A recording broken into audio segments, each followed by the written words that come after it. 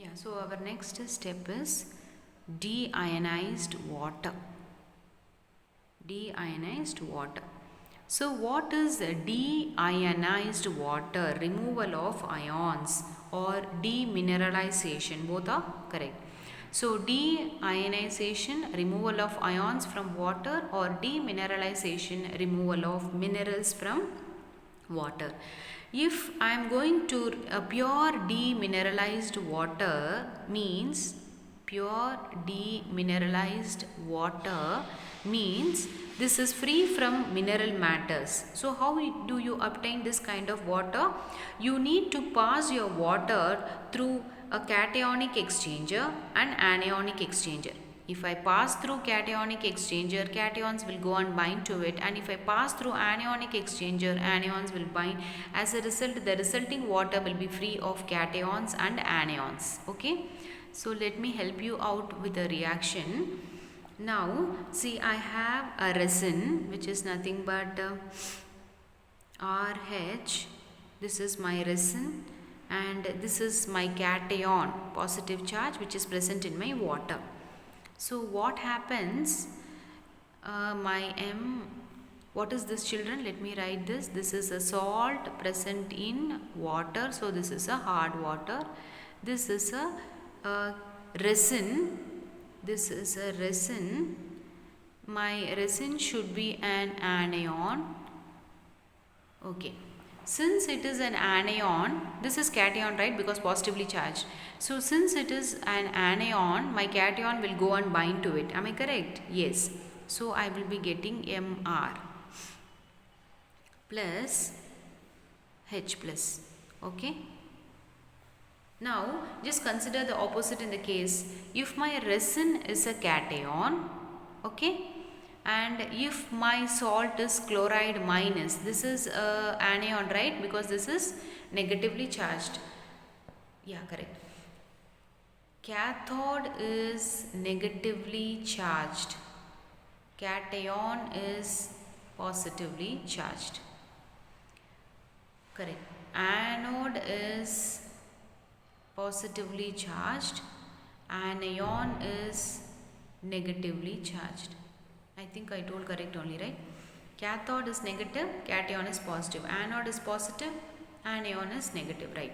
So in the first case I told you my resin is an anion. So the salt present in my water should be cation. So there is opposite charge, so they bind and they have removed. Here my resin is a cation, then my salt present in the water should be anion, so that will also be removed. So in these two cases, what happens? Cation and anion present in the water will be removed by exchange process, right? They will be removed by means of exchange process. So in this, what happens? My H plus is going to exchange with the calcium salts or magnesium salts or other cations present in the water. So my water is acidic. Okay, let me repeat this point. This is the first exchange. I told you in deionized water or demineralized water, my water will be free from minerals by passing them through cationic and anionic exchanger.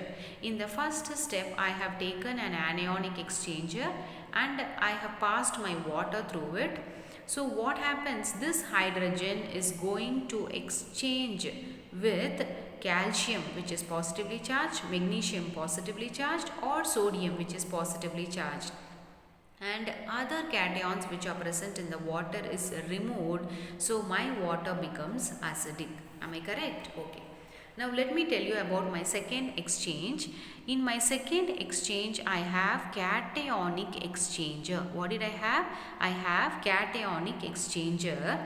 So my salts anion like chloride, sulfate, bicarbonate, they will be replaced by OH minus of cationic exchanger, which neutralize as well as they will be set free. Here my water will become neutral. Okay. So this cation and anion exchange resin buds, when it is over, when it is exhausted, you need to regenerate them by treating with dilute acid or dilute NaOH respectively. Okay, clear? See, this is the last step. Hope you understood the first step involved in removing permanent hardness, that is addition of washing soda, which is nothing but sodium carbonate. Second method is permitted process, where I have added hydrated sodium aluminium silicate. In the third step, I have used synthetic resin. So what is the mechanism under deionized water? I have pure demineralized water which is free from minerals and ions because I am passing them to cationic and anionic exchanger. In the first step, I have anionic exchanger to which I am adding my salt. So all the cations will be removed, like calcium, magnesium, sodium will be removed. So my water is acidic. In the second step, I have used a cationic exchanger containing OH minus, which has the ability to remove the anions present in the water like chloride, sulfate and bicarbonate. Since it is replaced by OH minus ions of the resins, now my water is neutralized. Okay. Now my water is neutralized. So if this is exhausted, if this cationic exchanger and anionic exchangers are exhausted, you can regenerate them by treatment with the dilute acid and NaOH. You need to treat them with acid or alkali. Okay. Next is heavy water. What is heavy water? Heavy water can be produced by repeated electrolysis of ordinary water. Okay, you need to take ordinary water and do repeated electrolysis. You will be getting heavy water. Okay, children. So where it is used? Heavy water is used as a moderator in nuclear reactors. It is used as a moderator in nuclear reactors. Heavy water also reacts with many compounds to form deuterium containing compound. Let me tell you an example. We know what is deuterium. We saw what is tritium, right? We saw the isotopes of hydrogen. Now, see, now I have sulfur trioxide to which I am adding heavy water. Heavy water's formula is D2O. So, what is the product formed? Deuterium sulfate. So, this is one use, right? Now, I have aluminium carbide to which I am adding heavy water. I will be getting deuteromethane. This is deuteromethane. Because CH4 is methane's formula, right? Since D is there, CH4 is methane. Since D is there, this is deuteromethane. Okay. So what is heavy water? When ordinary water is undergoing repeated electrolysis, you will be getting heavy water. What is the uses of heavy water? It is used as a moderator for nuclear reactors and it is used to form deuterium containing compounds.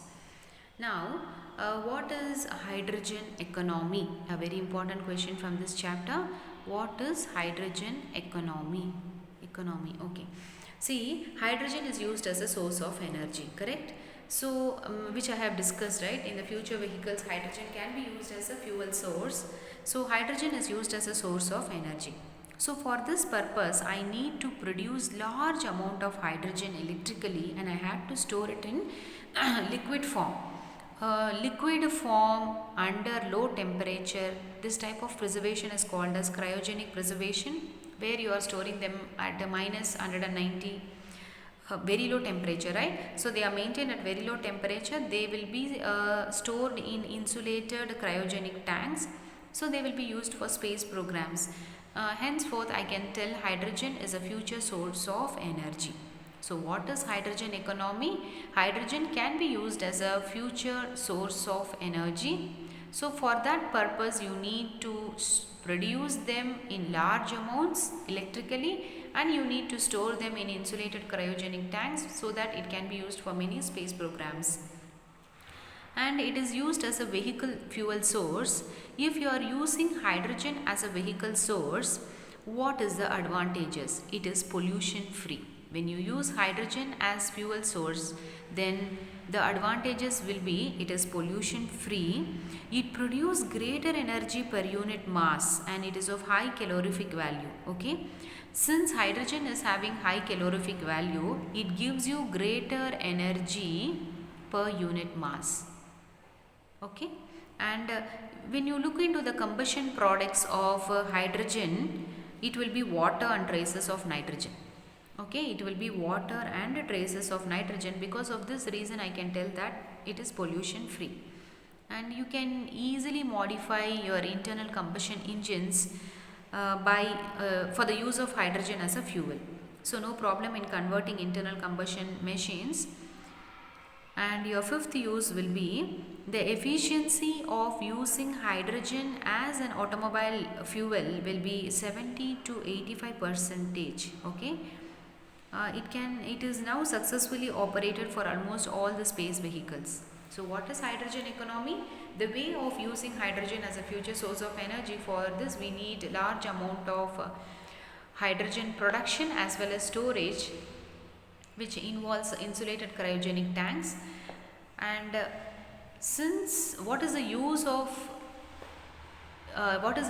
making hydrogen as a fuel source for future vehicles? It is pollution free because the combustion products of water and the traces of nitrogen, and it gives you greater energy per unit mass, and you can easily convert internal combustion engines for the use of hydrogen as a fuel. And the efficiency of using hydrogen as a fuel will be 70 to 85 percentage, which is successfully implemented in almost all the space vehicles. So in this chapter we have almost completed everything about the hydrogen. Then we saw about water, we saw about hydrates, and we saw hydrates. Then we saw how to convert hard water to soft water, how to convert permanent hardness to soft water, how to convert the permanent hardness to a soft water. That involves two methods, Clark's process and boiling process, and this involves permitted process and addition of washing soda using synthetic resins, and fourth method is using cationic and anionic exchanges. Then we saw about heavy water, which is formed by repeated electrolysis of ordinary water, its usage in moderated as well as in the production of deuterium compounds. Thank you, children.